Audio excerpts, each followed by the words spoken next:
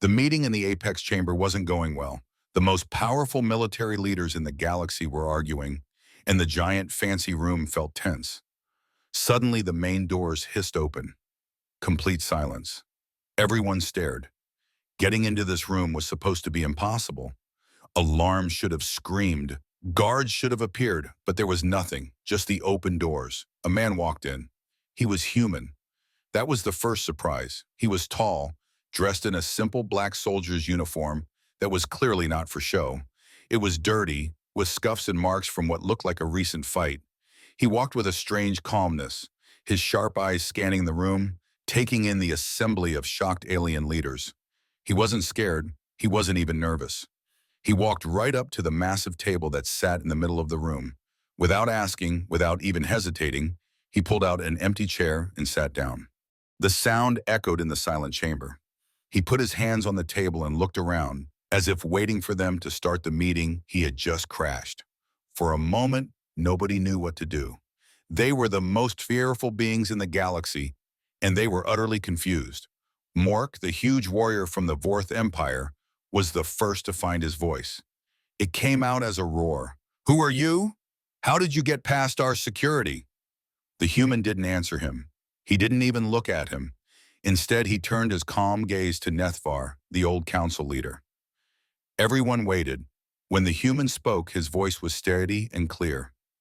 "My name is Captain Leo Hawk, yes," he said. "I'm from Earth." The name meant nothing to them, but the way he said it carried weight. He was introducing himself not as an intruder, but as an envoy. Zalani, a diplomat known for her sharp mind, leaned forward. "Captain Hawk," she said, her voice smooth but dangerous. "You say you are from Earth. Our records show that Earth's request to join this consortium was denied." "That's right," the human said with a small nod. "We got the message." He paused for a second, looking at each of them. But Command had a different interpretation. "They felt your rejection was an invitation to discuss the matter more directly, given the current threats in the galaxy that you seem to be struggling with." The directness of the insult was shocking.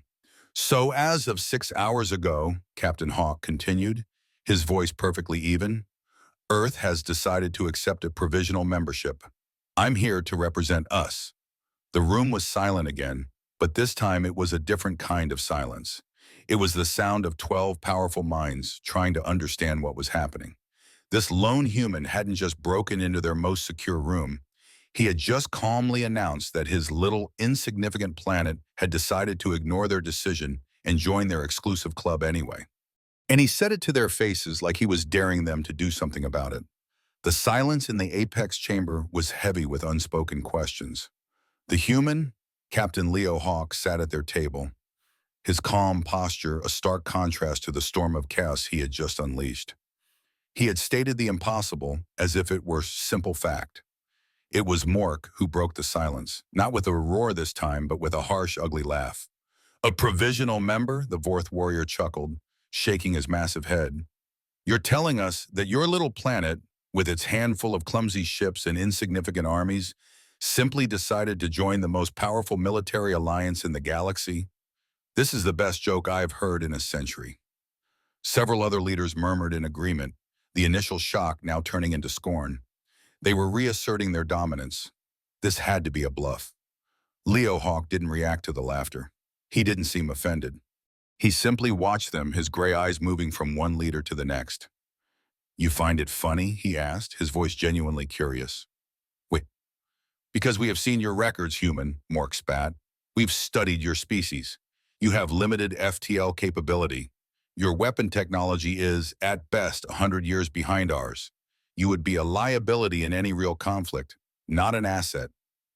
"The records you've seen," Hawk said slowly, "are the records we wanted you to see." Zalani, the diplomat, saw the opening. Her voice cut through the noise, precise and sharp. "An interesting claim, Captain. Are you suggesting Earth has been deliberately deceiving the galactic community?" "I'm suggesting," Hawk replied, turning his gaze to her, "that you can't judge a warrior by the size of his parade uniform. You judge him by his victories." "Victories?"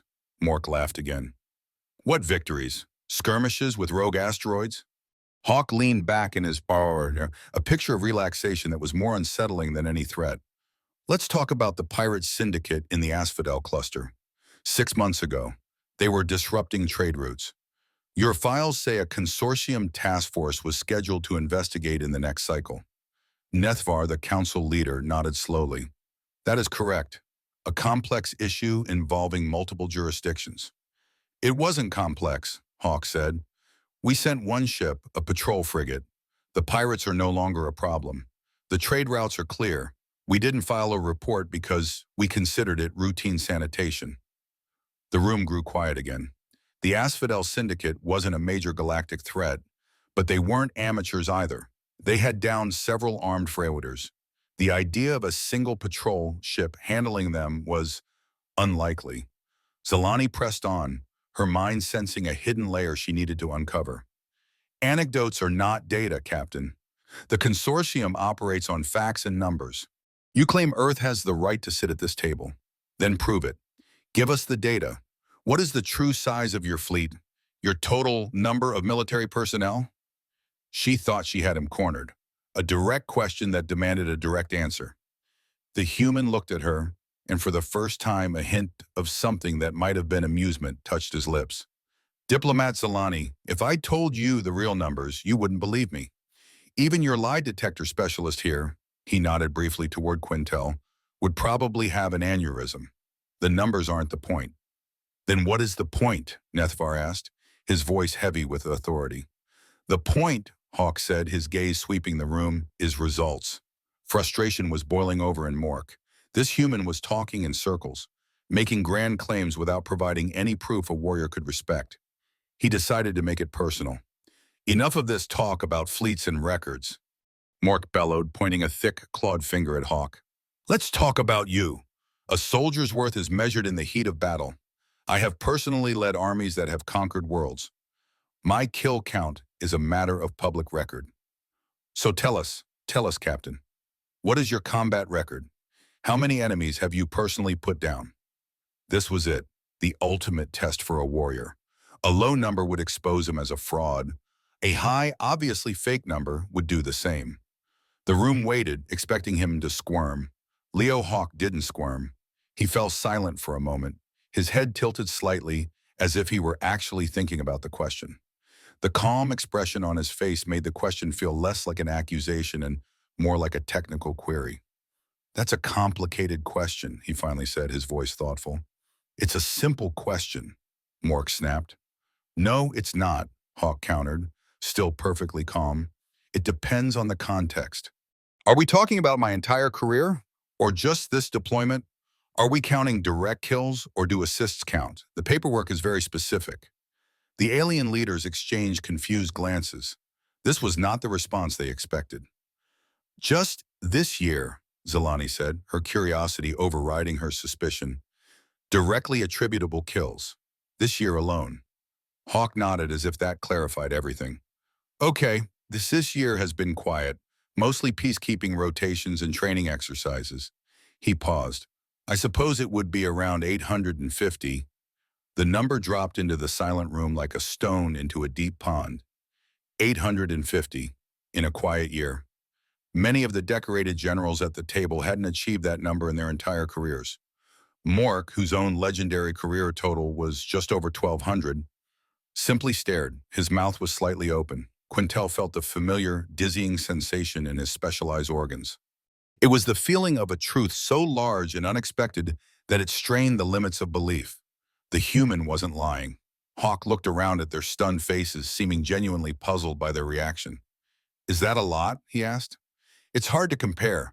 Command is always telling us not to focus on the numbers. The debate had suddenly, terrifyingly shifted. The question was no longer whether Earth deserved a seat at the table. The question was, what kind of species, in a quiet year of peacekeeping, produced soldiers who considered killing 850 enemies a footnote? And what would their numbers look like in a year they considered busy? The number 850 hung in the air of the apex chamber, heavy and lethal. In a quiet year, Mork, the great Vorth warrior who had called Earth a joke, sat completely still. For the first time in his life, he had nothing to say. His own boasts of conquest now felt hollow. Zelani, the sharp diplomat, was the first to recover her composure, at least on the surface. Her mind was screaming, recalculating everything she thought she knew about the galaxy's balance of power. An impressive number, Captain, she said, her voice struggling to maintain its smoothness. Perhaps human soldiers are individually very effective, but a single talented warrior does not make a victorious army. Wars are won with strategy and coordinated strength, not personal scores. She was trying to minimize the shock, to bring the conversation back to a field she felt comfortable in. It was a mistake. You're right, Leo Hawk agreed, surprisingly. Individual skill is just the foundation. The results of an entire operation are what matter. He leaned forward slightly. The room seemed to dim a little. Let me give you an example of our strategy. Have you ever heard of the Titan's Fall incident? No one answered. The name was foreign to them. It was a Cathar Slaver fortress on the moon of Titan's Fall. A base considered impenetrable, Hawk explained, his voice as even as a professor giving a lecture. It was equipped with planetary shields, heavy anti-air cannons, and a garrison of over 5,000 soldiers. You classified it as a level 7 threat, requiring a full fleet to handle, and projected heavy casualties. Vashik, a Corvinite strategist whose mind was like a supercomputer, nodded slowly. Our analysis showed a direct assault would be suicidal. The only viable option was a siege that would last for months. Your analysis was missing data, Hawk said simply. We were tasked with solving the problem. We sent a single battalion. Zelani frowned. A battalion? Roughly 1,000 soldiers? Fewer, Hawk corrected her. 800. We didn't want to draw attention. Silence again. 800 soldiers against a fortress of 5,000. We began the operation at 0600 hours, Earth Standard Time, Hawk continued, as if reading a weather report. The objective was to neutralize all enemy forces and disable the facility. By 400 hours the next day, less than 24 hours later, the mission was complete. He paused, letting his words sink into the minds of the greatest military leaders in the galaxy. Final result: over 5,000 enemy combatants eliminated. The base was fully neutralized. Mork finally found his voice, but it was just a rough whisper. And brief ocean, your casualties? It was the most important question. A victory like that must have come at a bloody price. That was the law of war. Leo Hawk looked directly at Mork. Our casualties were 0. If the previous number was a stone dropped in a pond, this was a meteor strike. 0. 5,000 against 800. And the attacking side lost no one. That wasn't a battle. It was an extermination. It was impossible. How? Vashik the strategist stammered. His genius mind couldn't process the data. How did your forces do it?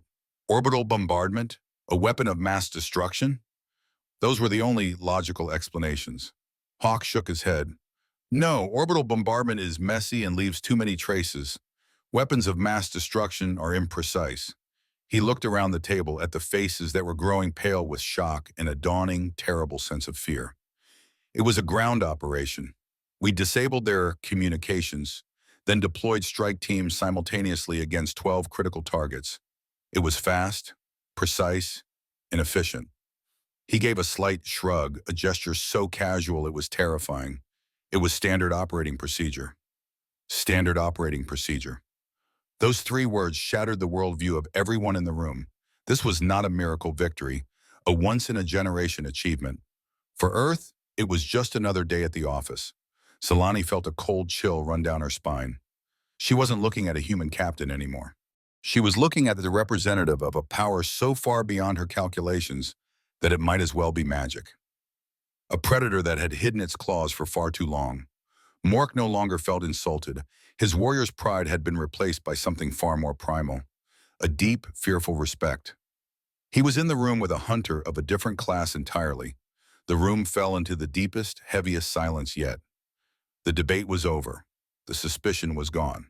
Now there was only a naked, terrifying truth. They weren't dealing with a potential new member.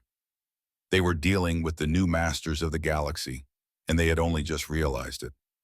The words standard operating procedure echoed in the silent chamber, more powerful than any explosion. The scorn and disbelief had vanished from the faces of the alien leaders. In its place was a new, cold emotion. Fear. It was Nethvar, the ancient council leader, who finally broke the silence. He had seen empires rise and fall, but he had never seen anything like this. His tone was no longer that of a superior addressing an intruder. It was the careful, measured tone of someone trying to negotiate with a force of nature. "You have shown us your strength, Captain Hawk," Nethvar said, his old eyes fixed on the human. "It is considerable, but the consortium is more than an army. It is an alliance of a dozen species, each with its own culture, its own laws, and its own pride. Strength can break an enemy, but it cannot build a coalition. What does Earth know of leadership?" It was a fair question, a challenge not of power, but of wisdom. Hawk met Nethvar's gaze. "We know that leadership that fails to protect its people is not leadership at all. It is a slow-motion suicide." Zelani, the diplomat, spoke up. "That is a harsh accusation, Captain." "Is it?" Hawk countered. "Let's talk about the Xylan secession. They have been fighting a civil war for 3 standard years. Your response has been to establish a neutral zone and host peace talks that go nowhere. Meanwhile, their people are starving and their industrial base is being bombed into rubble." The leaders shifted uncomfortably. The Xylan crisis was a source of deep frustration for the consortium. "It is a delicate internal matter," Vashek, the strategist, argued. "Direct intervention would violate consortium law and could escalate the conflict." "You are trying to solve the problem with the wrong tools," Hawk said, his voice cutting and precise. "You see soldiers, so you think in terms of fleets and blockades. You see politicians, so you think in terms of treaties and talks. You are not seeing the whole board." He leaned forward again, and the alien leaders found themselves unconsciously leaning in to listen. "If Earth were tasked with ending that war," Hawk began, "we wouldn't start by sending a fleet. We would start by disabling their leadership's private communication networks. All of them. Then we would use our intelligence assets to track and freeze their off-world financial accounts. A rebellion cannot be funded by ideals alone." The room was silent. This wasn't a military strategy. It was something else entirely. "At the same time," Hawk continued, "we would begin broadcasting information to the Xylan people, not propaganda. Truth, evidence of their leaders' corruption. Proof of where the money for their weapons is really coming from. We would give them a new enemy to focus on, the people who lied to them. Finally, once the leaders are deaf, broke, and hated by their own citizens, we would open a single direct channel, not to the rebel government, but to their senior military commanders. We would offer them a choice, a fair peace and a role in rebuilding their world, or being left to the mercy of the people they betrayed. We wouldn't need to fire a single shot. The war would be over in a month." He finished speaking and leaned back. The alien strategists were stunned. It was a strategy of breathtaking elegance and terrifying ruthlessness. They had been trying to win a chess game by moving only the rooks, while the human was describing how to use the queen, the bishops, and the knights all at once. He was talking about a total, integrated form of warfare, economic, psychological, and political, that made their fleet-based tactics look like children playing with toys. Vashek, the master tactician, felt a deep sense of inadequacy. He had written 17 textbooks on strategy.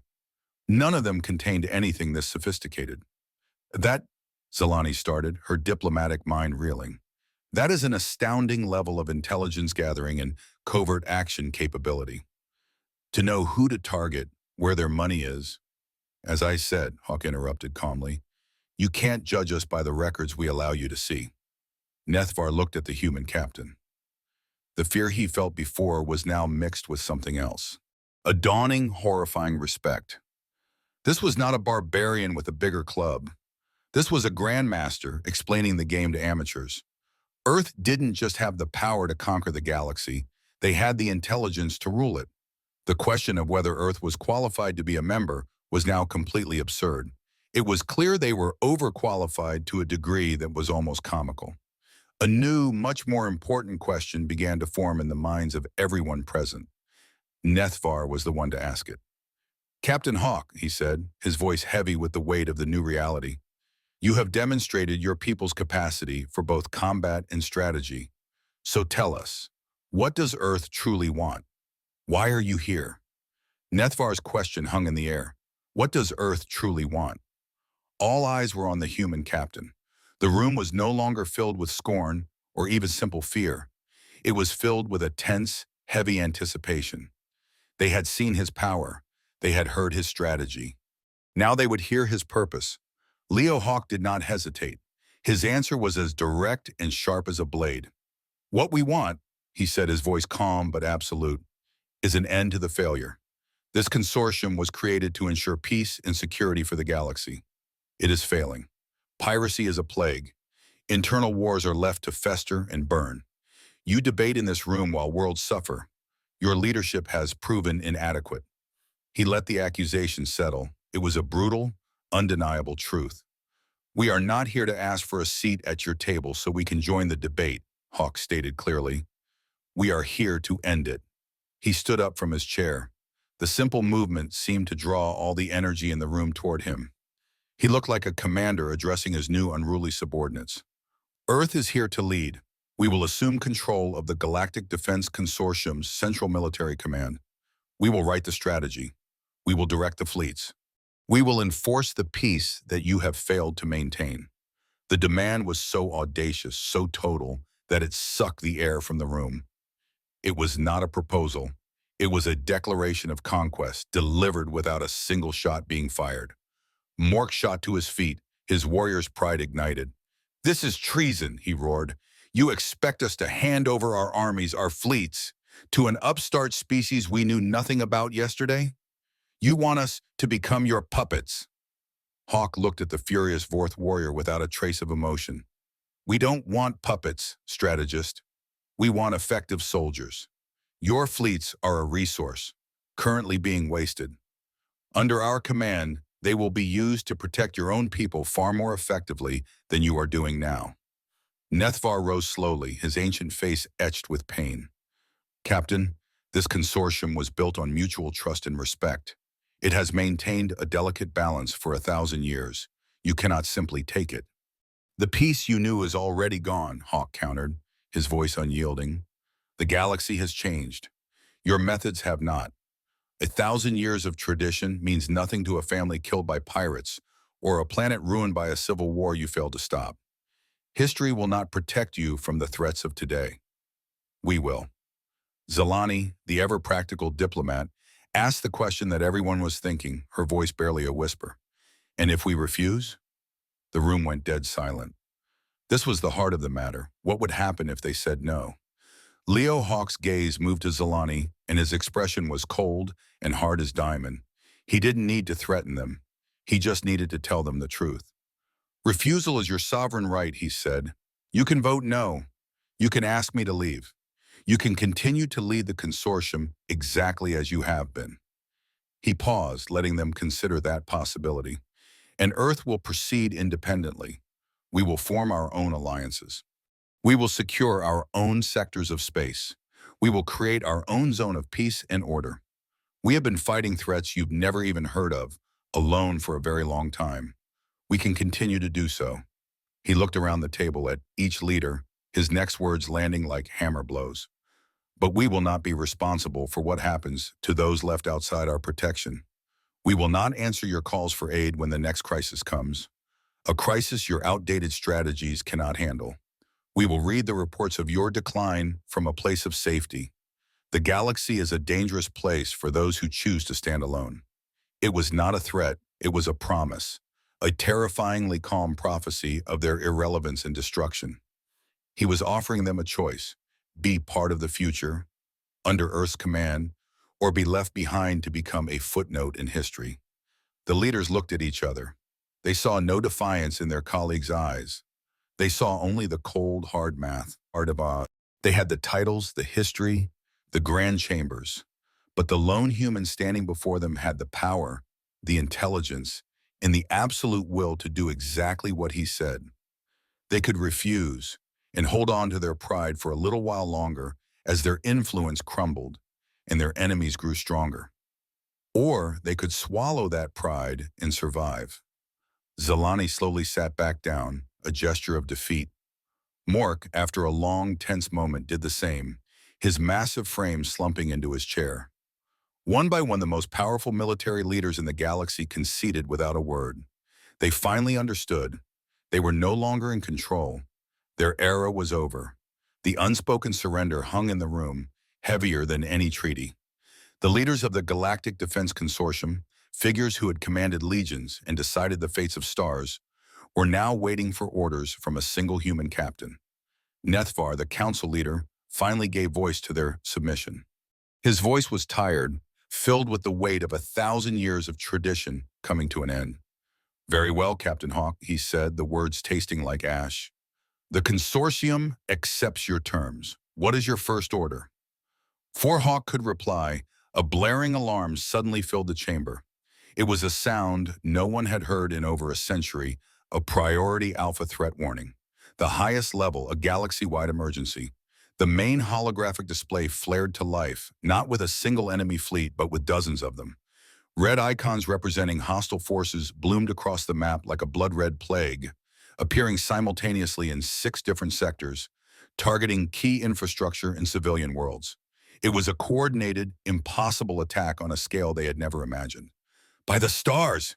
Vashik gasped. "It's the hegemony's ghost fleet. We thought they were a myth." Panic began to set in. "Dispatch the 3rd and 5th fleets to the Corellian sector," Mork yelled out of instinct. "No, that will leave the trade spire undefended," Zelani shot back. "We must prioritize." Their arguments were the familiar sounds of chaos and indecision. This was how their leadership worked: slow, reactive, and argumentative, even in the face of annihilation. But they weren't in charge anymore. "Quiet," Leo Hawk said. The word was not loud, but it cut through the panic like a surgeon's knife. Everyone stopped and looked at him. He stood calmly before the holographic map, a general taking command of his war room. He tapped his wrist device. "Command, this is Hawk. The board is live. Authorize Protocol Nightingale." A calm female voice responded in his ear, audible to everyone in the silent room. "Protocol Nightingale authorized, Captain. All assets are green. The network is yours." Hawk's fingers danced across the holographic interface. The consortium's outdated tactical map vanished.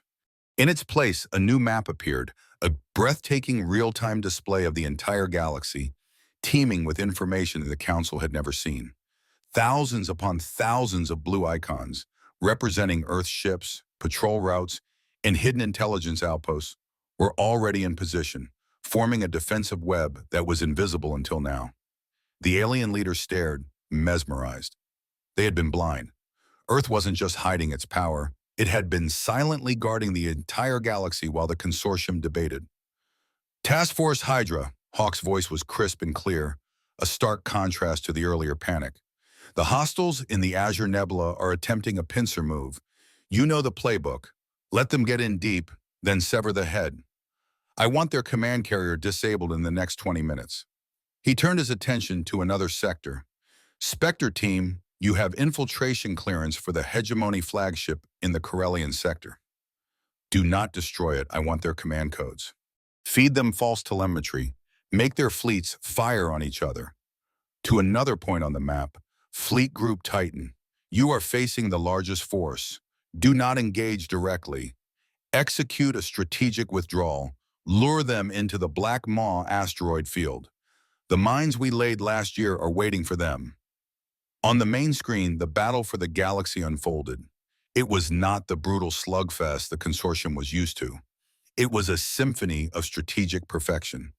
They watched as Earth's fleets, smaller but infinitely more coordinated, herded massive enemy forces into cosmic traps. They saw enemy ships suddenly turn on their allies, confused by false data. They saw key enemy command ships go dark, not from explosions, but from precise surgical strikes that left the surrounding vessels in chaos. It was not a war. It was a masterclass, a battle of wits, fought with overwhelming intelligence. In less than an hour, it was over. The red icons of the Hegemony Ghost Fleet were either gone, disabled, or in full retreat.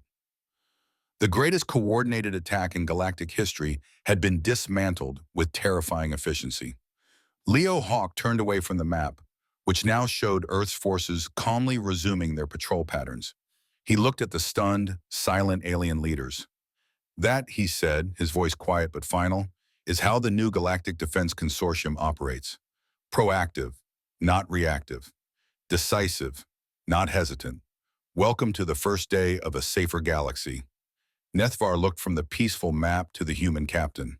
The fear was gone. The resentment was gone.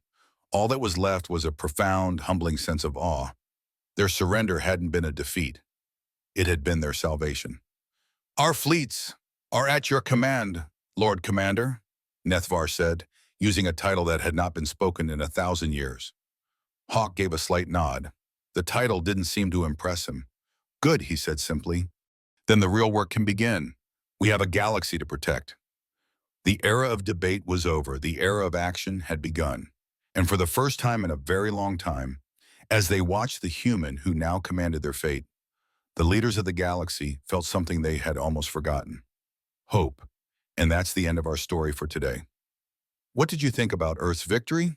Let me know your thoughts in the comments below. If you enjoyed this content, a like and a share would be invaluable support. And don't forget to subscribe to the channel so we can explore new worlds together in the next videos. Thanks for joining me.